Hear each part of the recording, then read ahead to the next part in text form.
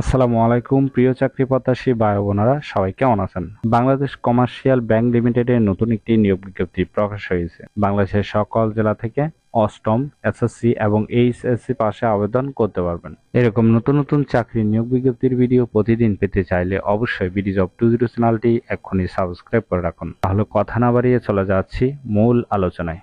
Bangladesh commerce bank limited যে নিয়োগ বিজ্ঞপ্তি প্রকাশ করেছে, পদের নাম হলো ড্রাইভার। বয়স হতে হবে সর্বোচ্চ 35 বছর। অষ্টম শ্রেণী পাশ হলে হবে। বৈধ ড্রাইভিং লাইসেন্স সহ দক্ষতার সাথে গাড়ি চালানোর ন্যূনতম 5 বছর অভিজ্ঞতা থাকতে হবে।